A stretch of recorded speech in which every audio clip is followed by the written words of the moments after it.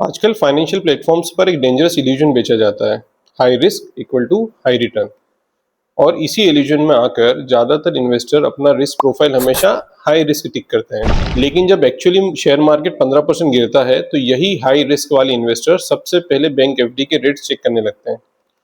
और सच सच बताइए, शायद आपने भी मार्केट गिरने पर पैनिक में अपना पोर्टफोलियो बार बार चेक किया होगा। सच्चाई ये है कि किसी ऐप पर एक बॉक्स टिक करना रिस्क प्रोफाइलिंग नहीं है, वो सिर्फ उनकी कंप्लायंस है। और इसका एक दूसरा एक्सट्रीम भी है। आजकल एक तरफ लोग क्रिप्टो और ऑप्शंस में ओवरनाइट करोड़पति बनना चाहते हैं, और दूसरी तरफ कुछ लोग डर के मारे एफडी में बैठकर इन्फ्लेशन से क्वाइटली गरीब होते जा रहे हैं। इसलिए आज हमारा मकसद आपको डराना नहीं है, हमारा मकसद आपका रिस्क डीएनए डिकोड करना है, ताकि आप रिस्क लेने से भागे नहीं बल्कि अपनी प्रोफाइल के हिसाब से सही रिस्क लेना सीखें। इंस्टीट्यूशनल फाइनेंस कहता है कि किसी भी इन्वेस्टर का रिस्क प्रोफाइल सिर्फ 3 पिलर्स पर खड़ा है: एबिलिटी, विलिंगनेस और नीड। यानी क्या आप रिस्क ले सकते हैं, क्या आप रिस्क लेना चाहते हैं, और क्या आपको रिस्क लेने की जरूरत भी है। आइए इन्हें डिकोड करते हैं। पहला पिलर है एबिलिटी, यानी रिस्क लेने की क्षमता। यह साइकोलॉजी नहीं, प्योर मैथमेटिक्स है। क्या आपका बैंक अकाउंट और आपकी life situation actually risk afford कर सकती है? एक 30 साल का अनमेरिड प्रोफेशनल जिसकी जॉब स्टेबल है और कोई लोन नहीं है, उसकी एबिलिटी बहुत हाई है। मार्केट 3 साल के लिए क्रैश भी हो जाए तो उसकी डेली लाइफ पर कोई ज़्यादा असर नहीं पड़ेगा। लेकिन वहीं एक 45 इयर्स का सोल ब्रेड विनर जिस पर होम लोन की ईएमआई और बच्चों के एजुकेशन का प्रेशर है, उसकी रिस्क लेने की एबिलिटी ऑटोमेटिकली कम हो जाती है। ऐसे इन्वेस्टर के लिए मार्केट का हर क्रैश सिर्फ चार्ट पर रेड कलर नहीं, रियल लाइफ स्ट्रेस होता है। क्योंकि याद रखिए, मार्केट का क्रैश डेंजरस नहीं होता, डेंजरस होता है गलत टाइम पर पैसे की रिक्वायरमेंट होना। दूसरा पिलर है विलिंगनेस, यानी रिस्क लेने की हिम्मत।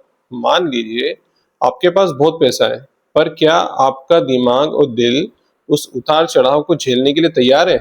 यहाँ आता है हमारा सिग्नेचर स्लीप टेस्ट। रिस्क वो होता है जो इन्वेस्टमेंट गिरने पर आपको सोने नहीं देता। अगर मार्केट 20% क्रैश होने पर आप टीवी न्यूज चैनल लगाकर पैनिक कर रहे हैं, तो आपकी विलिंगनेस बहुत लो है।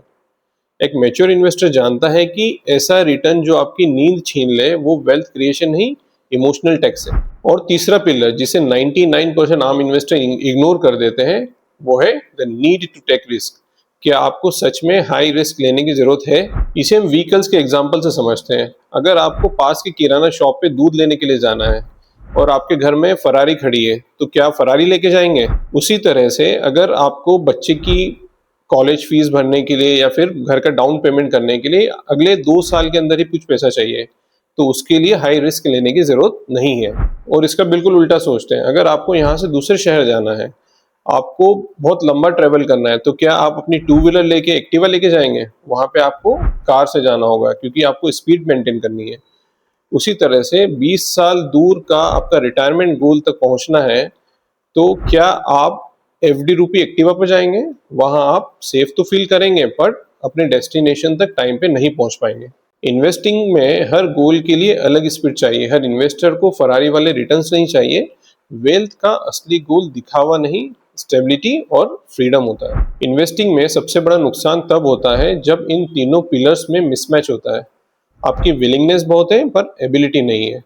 लोग हाईली लिवरेज्ड स्पेक्युलेटिव एसेट में अपना पूरा कैपिटल जीरो कर लेते हैं, या फिर इसका उल्टा, आपकी एबिलिटी बहुत है पर विलिंगनेस बिल्कुल नहीं है। ऐसे लोग हमेशा डर के मारे एफडी में फंसे रहते हैं, और लॉन्ग टर्म में इन्फ्लेशन उनकी पूरी परचेसिंग पावर खा जाती है। और बहुत लोग इसे डिसिप्लिन समझते हैं, जबकि कई बार ये सिर्फ फियर होता है। तो अपना रिस्क प्रोफाइल देखना हो तो खुद से 3 सवाल पूछिए: क्या मैं फाइनेंशियली रिस्क अफोर्ड कर सकता हूँ? क्या मैं इमोशनली रिस्क झेल सकता हूँ? और क्या मुझे एक्चुअली इतना रिस्क लेने की जरूरत है? जब तीनों का सवाल एक लाइन में आए, तब आपका रिस्क डीएनए क्लियर है। एक बात ध्यान रखिए, प्रोसेस हमेशा प्रेडिक्शन से बड़ा होता है। सक्सेसफुल इन्वेस्टर्स वो नहीं होते जो सबसे ज्यादा रिस्क लेते हैं। सक्सेसफुल इन्वेस्टर्स वो होते हैं जो अपने लिए सही रिस्क चूज करते हैं। सही इन्वेस्टिंग का मतलब सिर्फ पोर्टफोलियो बढ़ाना नहीं है, अपने रिस्क डीएनए को समझना होता है। अगले एपिसोड में हम सीखेंगे द वेल्थ आर्किटेक्चर, यानी अपने रिस्क प्रोफाइल के हिसाब से अपना परफेक्ट एसेट एलोकेशन कैसे बनाएं और उसमें डाइवर्सिफिकेशन कैसे इंश्योर करें। इमोशन से नहीं, कैलकुलेशन से इन्वेस्ट कीजिए। मनी मंत्रा के साथ बने रहिए। जय श्री कृष्ण।